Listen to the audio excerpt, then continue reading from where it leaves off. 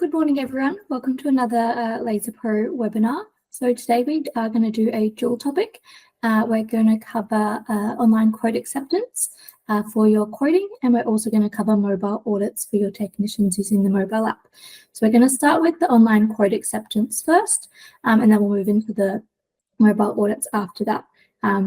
As much as we are going to do them together live, when the recording is provided back to you afterwards for your intranet, we will make it available into recording so you can watch whichever topic's going to be more applicable for you at the time. So let's jump into online quote acceptance. I'll share my screen and we'll jump into Laser Pro. Hopefully everyone can see that okay. So I've jumped into one of our demo systems, and I'm just going to give you a bit of an overview to start with around online quote acceptance and what I guess forms or scenarios it could be used in. So unfortunately, online quote acceptance isn't available for all forms or quote forms across the board in Laser Pro. If we're using some of what I like to call the standard PDF forms that come with the system, unfortunately, that's just not available on some of those. So where online quote acceptance can be used is in what's called Form Builder, which is more customizable quote form templates. So if I jump into the system cog and into setup,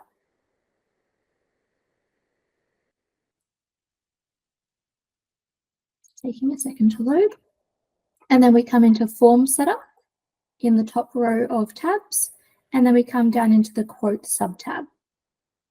So in here is all our quote specific forms, and in here it's broken out into the form builder templates and then those PDF templates that I was just referring to. So all of our form builder templates here, this is where online quote acceptance can potentially be used, but unfortunately with these PDF templates, which is your more standard forms that you may see in your forms drop-down list, unfortunately it can't be turned on for these.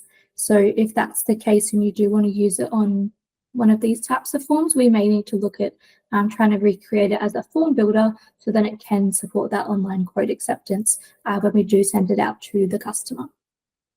So the other thing to note with the form builder and online quote acceptance is that it doesn't actually support optional cost centers. So if you're trying to send a quote to a customer with say 2 or 3 options, with different variations and prices, etc.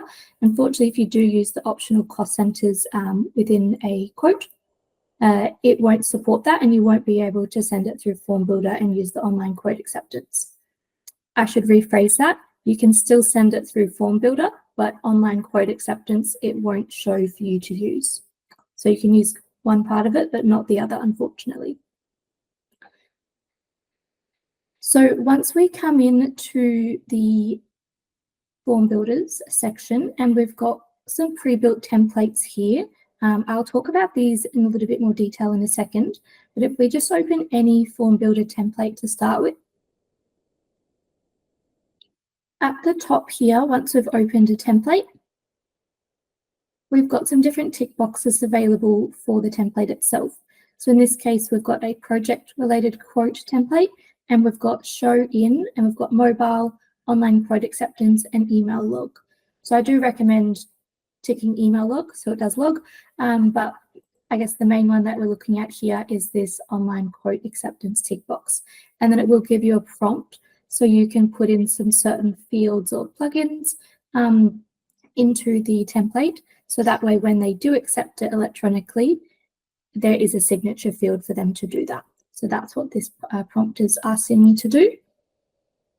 So it is fairly straightforward to set up. I say fairly. You do need to tick the box at that top section and then add the signature plugin for the customer. Now, I do find that, especially when you first look at Form Builder for the first time, it can seem a bit overwhelming or confusing, because if I open this template again, a lot of it looks like code to some degree. And essentially, if you remove a certain field, you could break the template because it's looking for certain fields in a certain order. So I understand that it is probably overwhelming if you look at it for the very first time. It's taken me a long time to wrap my head around it and fully understand it. So what the team has done has actually created these pre-built templates in this demo system down the bottom here. So template 1 to template 8. And what we're actually going to do is get the virtual assistant team for Laser New Zealand to go and copy these into each member's system for you. So it's great having the knowledge of how Form Builder and online quote acceptance works, but we're trying to make it a bit easier for the network and for the members. So you don't actually need to do anything for that to happen. The VAs will work on that behind the scenes and add these templates into your Laser Pro system. And when they become available, then your BPMs and the team will communicate that to you. So that's really exciting that we can start rolling it out with as little impact or setup required from the members. So once these templates are in your system, there are a few extra things that I would recommend setting up beyond that, just to make sure that we're getting the right workflow and we're getting the most use out of it. So from here, what I would recommend looking at is if we come back to our system setup and come down to our status codes. So if I come into status codes, what I would recommend setting up is a quote accepted online specific status, and I'll explain why in a second, but you can create the new status code in the top right-hand corner, name it accordingly, something along the lines of customer accepted quote online to that degree. And once we've got that, obviously click and drag it in your status code workflow to the applicable order, just because in our previous status code webinar that we ran, it does like to work top to bottom. So if you create a new one, it may put it to the bottom just because it's the newest one. Just make sure that you click and drag it up the order, just so that way it does flow nicely down the workflow. So once we've got our status code here, what we want to then do is come into our automatic triggers. So if we hover over status codes in the system setup again and come down to our second option, automatic triggers. So we do have an automatic trigger in this screen. I'm just trying to find it. Here it is. A quote has been accepted online.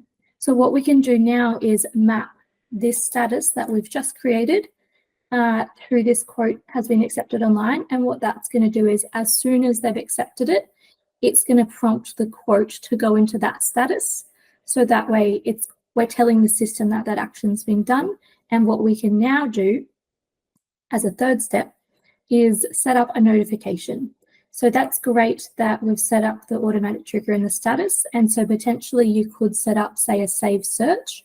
So let me duplicate and we'll show an example of what I was talking about.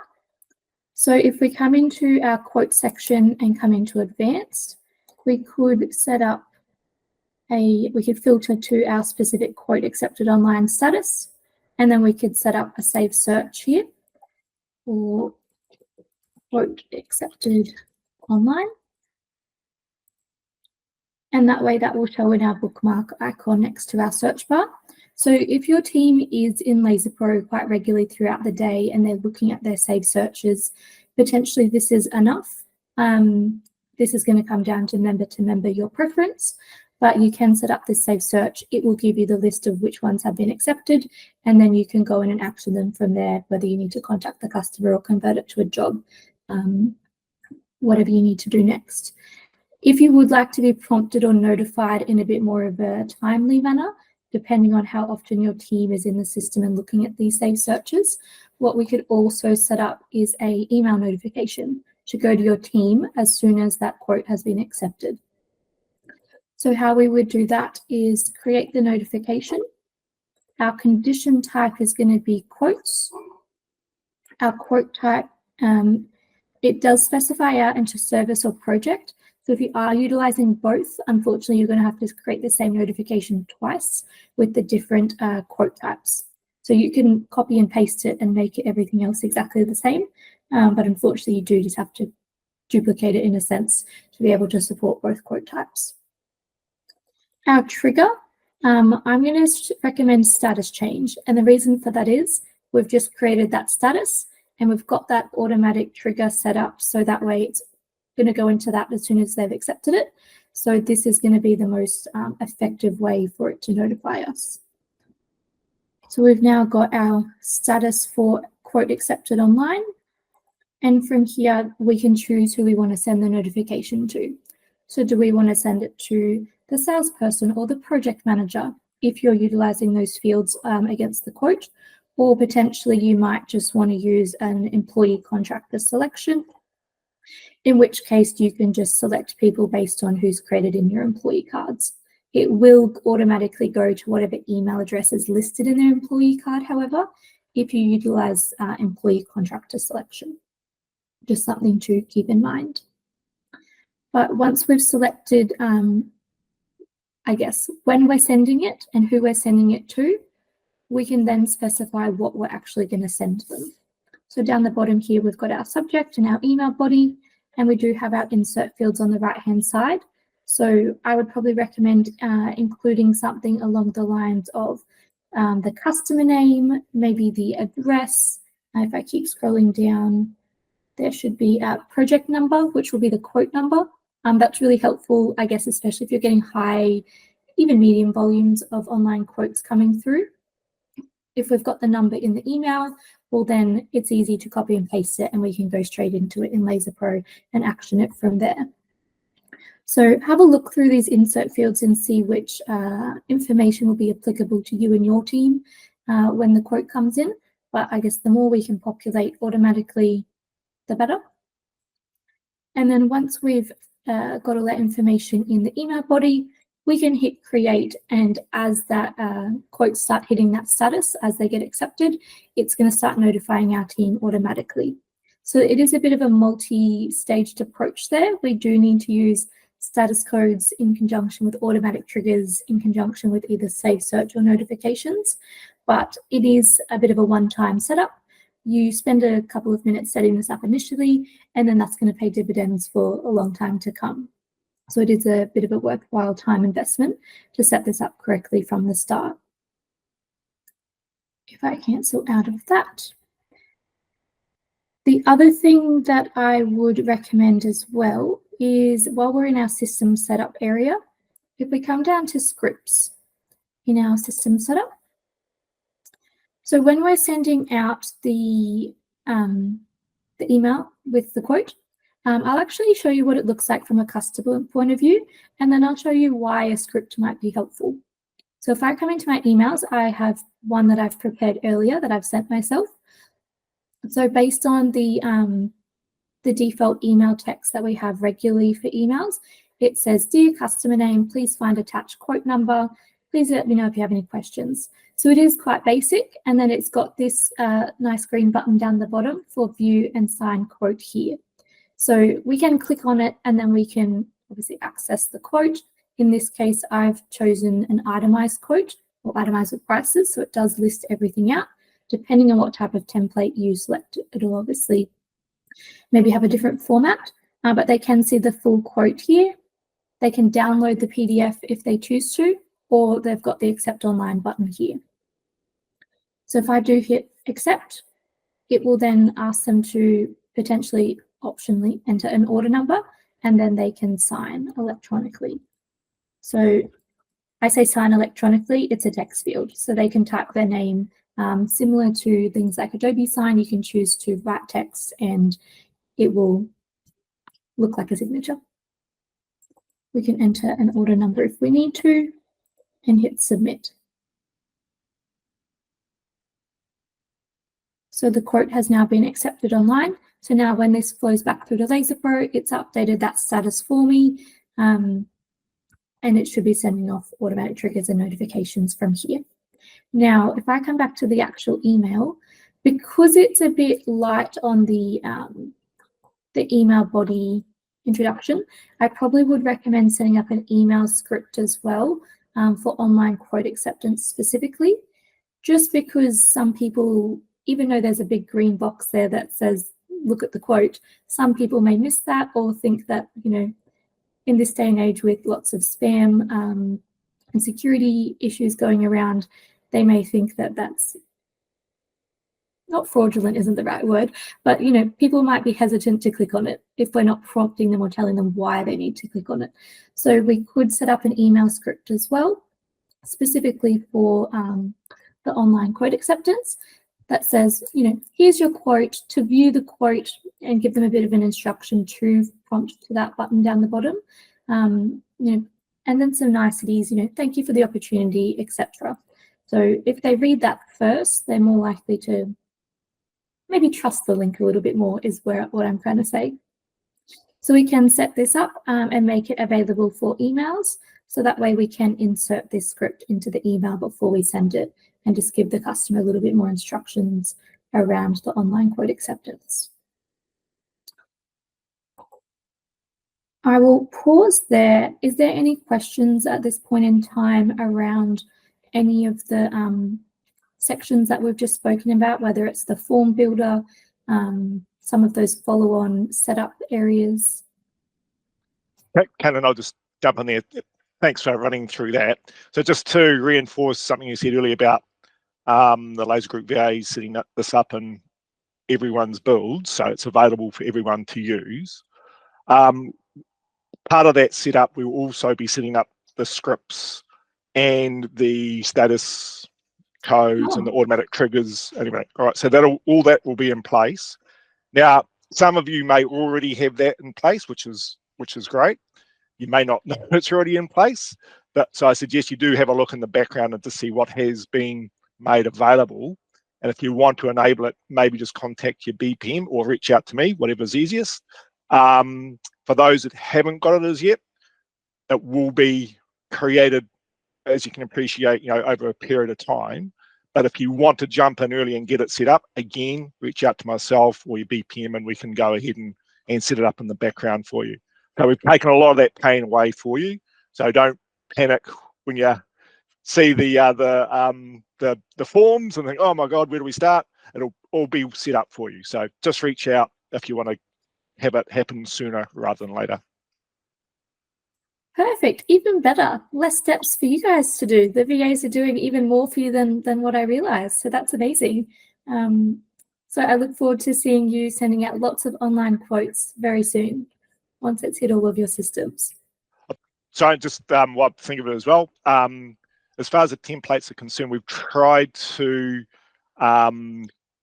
copy the PDF templates as much as we can, with the itemized with quantities, description, and all the other options as well. But in our way of thinking, we thought that the most benefit from the on acceptance would be for those smaller service quotes, just to make it as easy as possible for those customers to accept your quote, so to speak. So, but everything will be available for you to use as you see fit. Perfect. Well, thanks for clarifying that, Ron. That's good to know.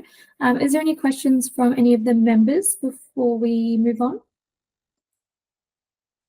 Thanks, Ron. I was trying to do it in Mount Maunganui as Caitlin was teaching us, and I was thinking, oh no, but that's really cool. That's excellent. I think the status thing is a really cool idea. I use that the notifications one up in the corner there, that just a drop down is the quickest way for me to check things, and I really like that, Caitlin. Thank you very much. That's okay. Glad you can get some good benefit out of that, Deb. Perfect. Any other questions? Otherwise, if not, we'll move on to our second topic, which is the mobile audits. Perfect. All right, we will move on. Just for the sake of the split recordings, I'm going to come back to the homepage. So now we're going to talk about mobile audits. So this is where the technicians are going to fill out these either pre or post audit type questionnaires through the mobile app. So as much as it is completed in the mobile app, we do need to complete the setup of the questionnaires or the audits in Laser Pro in the system setup first for it to flow through to the app. So we do need to do some legwork in the office before it flows out into the field. So where we can access this in Laser Pro, if we come into our system cog in the top right-hand corner and then into setup, and then if we come into the mobile tab in the top row, we now have some sub-tabs here for general statuses, audits, and invoicing. So if we click into audits, this will give us our audit section. Now it does have a bit of a pop-up here that says any changes made here will also affect audits in the Connect section. Well, as much as it still has this lovely banner, we all know that the Connect app's no longer available or in use, so that's irrelevant if you do see that pop up in your system. So if we come further down, we've got our audit section here. So there's 3 different folders, let's call them, that Simpro have set up. So we can't actually change the naming convention of these folders themselves, but we can create different audits within those folders. So we've got the safe work method statements, the job safety analysis, and the quality assurance folders. And then within those, we can create potentially 1 or multiple, in some cases, audits within those subcategories. So if we were going to set up a new audit, I'm just going to come into my safe work method statement section. So if I wanted to create a brand new audit today from scratch, I would select my folder here, and then I would go options and go add new audit. So once I click on that, it's going to populate some information for me to fill out about this specific audit that we're creating. So I'm just going to create one called Take 5. We can put in a description if we'd like to. And then from here, we go into some very important settings below that. So the available, the job requirement, the required by, and the available cost centers are all very important, and I'll explain each one as to why. So available determines whether it's going to prompt for the technician in the mobile app before the job or after the job. So depending on what type of audit or questionnaire we're setting up, are these questions more applicable to safety checks or something to that degree before we get on site, or is it something more after the job in terms of have we tidied up, have we, got a customer signature, have we done all of our paperwork, whatever that might be. So depending on your content, we can make it applicable for one, the other, or in some cases both, depending on what the type of questions are. From there, we've got our job requirement. So this is really important because if you don't have a job requirement, it's not actually going to prompt the technician to fill this out. If we leave it as not required, the system sees that as it's not mandatory. It's not going to force them to fill it out. They could still proceed with the job if it's a before job, or finish the job if it's an after job, without them having to complete this. So I probably would recommend putting it on one of these options, once per job, once per cost center, or once per day, rather than not required, just so that way we are capturing that information and they don't have the ability to skip over it. So once per job, I should specify this a little bit further. Once per job is quite literal in that it is once per job. If we think about different type of job scenarios that the technician's going to do or that you do as a business, if it's, say, a project job and you're going to be on it for a number of weeks or months, well, once per job may not be applicable because it's only going to get them to do it the first time, and then it's not going to ask them to do it again. Or if it's once per cost center, again, on a project job scenario, if there's 20 cost centers across the whole job, do we want them to fill out the same questionnaire 20 times? Maybe not. They might get a bit frustrated by that. Or if it's once per day, if it's a bit more of a general questionnaire, it would ask them to do it on the first job of the day, and then if they were doing multiple jobs in a day, and then it wouldn't ask them for the correlating jobs later in the day. So I guess we do need to have a bit of a think about what questions we ask in them, how often should they be doing it, where is it applicable, and then choose the applicable job requirement based on that. Obviously, we don't want to make the technicians' lives harder, but we also want to have some, I guess, coverage for ourselves as a business, that we've got some, safety questions and that they've consented and agreed that they meet all of those requirements. So I'm going to leave this as once per job for now for the sake of this example. And then we've got a required by, so does it need to be done by all employees on the per job, per call center per day, or at least one? So again, if we're talking about project specific scenarios, maybe you only want one person to do it, but it's then going to be whoever gets there first, in which case most times you would probably want a supervisor or leading hand to do it. But if, say, an apprentice got there before them, well, it can't specify that. It's just going to say whoever's clocking onto the job first. If we say did once per job for at least one employee.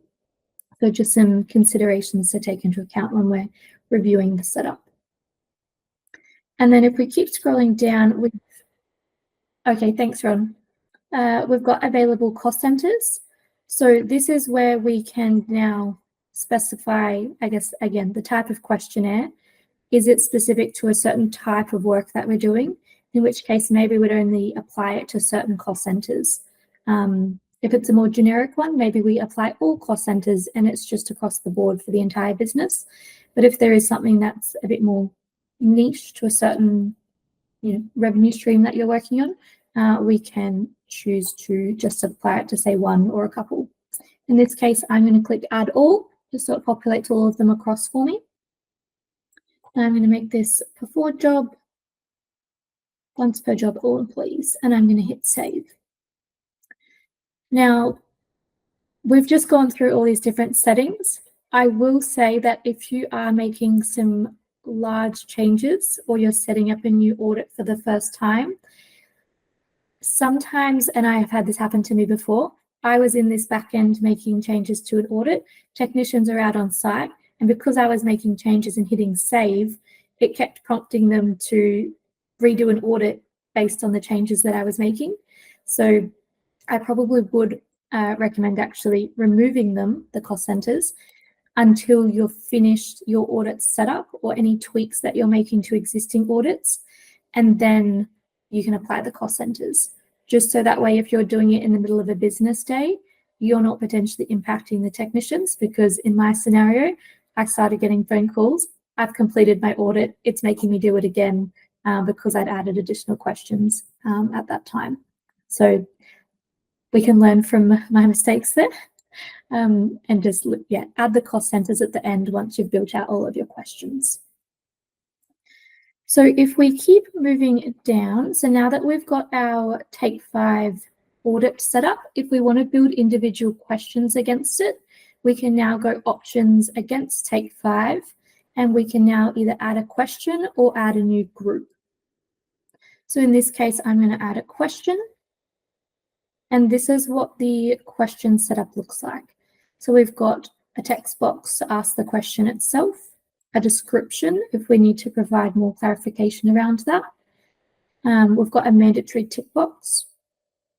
I would recommend trying to make things mandatory where you can. There might be certain questions throughout an audit that you could potentially choose to untick, but for the most part, we don't want them to be able to skip over things. We keep going down, we've got our response type. So we've got text, or we can do a single select or multi-select option. And depending on which one you choose, you can then build in the list of options for them. Whether that's a yes, no, not applicable, we can build that in by hitting add option, and it will create those for us. And then we can put in our naming conventions. Now, the other option in here, where if you're creating lots of questions or different questions, but they're the same response type, what we could do in this screen is go response templates and save as a new template. So rather than you having to go single select yes, no, NA every time, we could go save as a new template, and I'm just going to call it yes, no, NA. And then if I come into my response templates screen, we've now got these here. So rather than you having to manually create it for every single question, if you do have different ratings, yes, no, NA, whatever that might look like, we can build it once as a template. And then as you create your questions, you can go use template and it will apply the responses for you. So it could just speed up things if you are building out a longer questionnaire.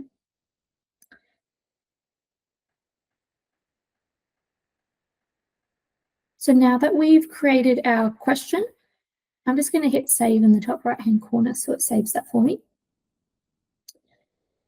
Now I'm going to jump to an existing audit just because I want to show what that only has one question. That's not what I want. These might be better. I needed one with multiple questions in it. So once we've built out our questions, especially if maybe you have an existing audit that's been in place for a period of time and you want to go in and tweak it or amend it as opposed to start from scratch, we can do that. And some people have issues sometimes with, I guess, how it's ordered or trying to reorder the questions. So at the moment, this job safety audit that's set up, we've got these 3 questions here. Am I fit to perform the task? Have I walked through and assessed the area before commencing? And am I using the appropriate tools and PPE? So the way that it's set up is it's just flowing from one to the other. We've answered this one. This is the next one.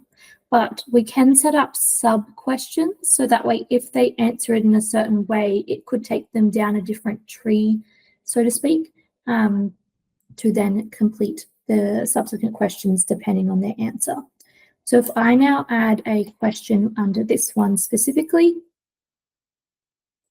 we could then potentially start that sub-tree of different questions. If they say answered no to something, we may want them to answer some additional questions. But once we've got the questions in place, if you do want to reorder them for any reason, you can click and drag it up the order. Did that work? Maybe it's because I'm in a new question.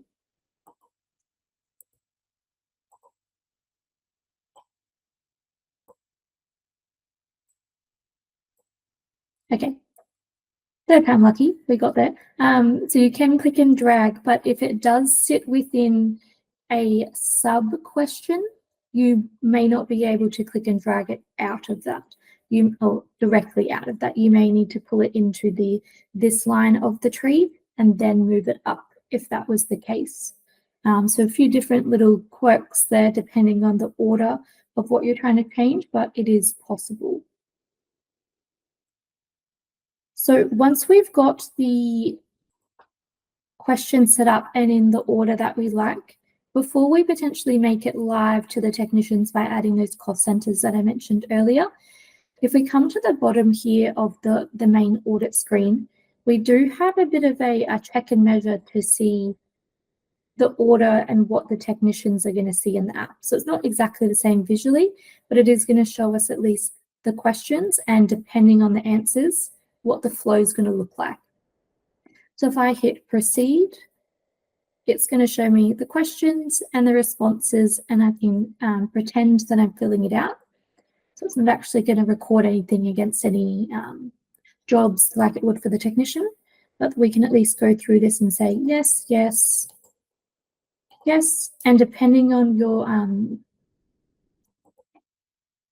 actions against your response types, if there were any end prevent job completions, it would prompt you down here and show you that it's not going to let you proceed, which is obviously what we want.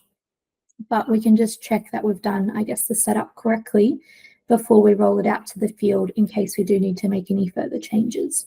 So this is a really great feature that I don't think a lot of people necessarily use. They would just turn it on and wait for a technician to let them know that there's an issue.